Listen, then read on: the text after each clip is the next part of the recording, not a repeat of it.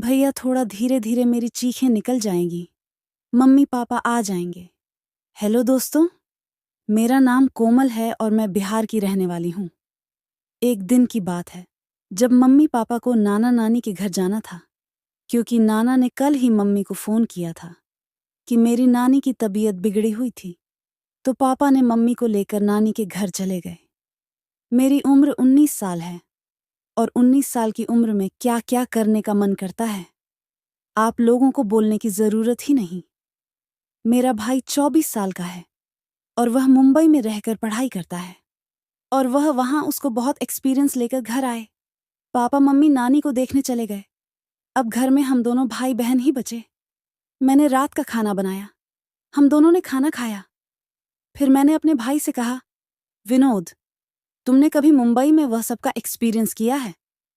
तो दोस्तों, मेरा भाई का नाम विनोद है और वह देखने में कुछ ज्यादा ही हीरो जैसा स्मार्ट और हैंडसम है। उसका रंग रूप में बिल्कुल गोरा है और उसका बॉडी सिक्स पैक एकदम हीरो पर्सनालिटी का है। तो मुझे उसको देखने के बाद वह सब करने का मन करने लगा। और कैसे हम दोनों ने वह सब काम किया, सब आपको इस कहानी में खुलकर बताऊंगी। लेकिन उससे पहले आपसे अनुरोध करती हूँ कि चैनल को सब्सक्राइब जरूर कर दें। फिर मैंने अपने भाई से कहा, विनोद, मैंने कभी वह सब काम नहीं किया है, क्या तुमने वह वाला काम किया है? वह बोला, नहीं दीदी, कभी किसी ने वह सब करने का मौका ही नहीं दिया। अगर आज आप वह अवसर दो तो हम दोनों वह वाला काम जरूर करेंगे, क्योंकि मम्मी पापा भी घर पर नहीं हैं। मैंने कहा, तुम कितनी नादान हो विनोद, मैं तुम्हें कब से सिग्नल दे रही हूं, तो तुम मुझसे अभी पूछ रही हो। तो विनोद ने कहा, दीदी, सिग्नल कैसे देते हैं? मुझे कुछ पता नहीं है। मुझे तो अभी तक किसी ने सिग्नल नहीं दिया है और मुझे तो पता भी नहीं है कि वह वाला काम कैसे किया जाता है। मैं बोली, अच्छा, कोई बात नहीं है, मुझे सब मालूम है, क्योंकि तुम्हारा फ्रेंड श्याम से मैंने वह वाली काम करवाया थी जब तुम मुंबई में थे, क्योंकि मम्मी पापा कुछ दिन पहले भी नाना नानी के यहाँ गए हुए थे। तो विनोद बोला, कैसा लगा दीदी? मुझे थोड़ा उस दिन वाली एक्सपीरियंस बताओ। फिर मैं बोली, अब क्या, तुम्हें बताओ? चलो, वह सब काम तुम्हें करके ही बताती हूँ, फिर तुम्हें खुद ऑटोमेटिक पता चल ही जाएगा कि कैसा लगता है वह वाली काम करने से। फिर हम दोनों भाई बहन कमरे में गए और अंदर से डोर बंद कर दिया। तो विनोद ने कहा, दीदी, दूर बंद करने की क्या जरूरत है? मम्मी पापा तो नानी के यहाँ गए हैं।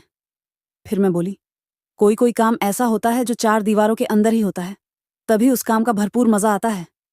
तो विनोद बोला, चलो दीदी, मुझे दिखाओ कैसे, क्या होता है और वह क्या काम करने से बहुत मजा आता है। फिर मैं बोली, विनोद, तुम्हारा जो फ्रेंड है श्याम, तुमसे 2 साल छोटा है और वह पढ़ाई लिखाई भी नहीं करता है, और वह जब मेरे साथ वो वाला काम करने आता है तो मैं कुछ नहीं करती हूँ, सब कुछ वही करता है। और तुम्हें भी यह सब कुछ नहीं आता है, क्योंकि तुम्हें यह वाली काम का एक्सपीरियंस नहीं है। फिर मैं बोली, विनोद, चलो तुम ऊपर चढ़ जाओ और मैं नीचे रहूं। तो विनोद बोला, नहीं दीदी, मैं ऊपर नहीं चढ़ूंगा, मुझे यह वाली काम का एक्सपीरियंस नहीं है, और तुम्हारे ऊपर कुछ गिर जाएगा तो तुम ही ऊपर चढ़ और मैं ही नीचे रहता हूं। तो दोस्तों, फिर इस तरह से भाई ऊपर चढ़ने से मना किया तो मैं खुद ऊपर चढ़ गई और भी नीचे रहा।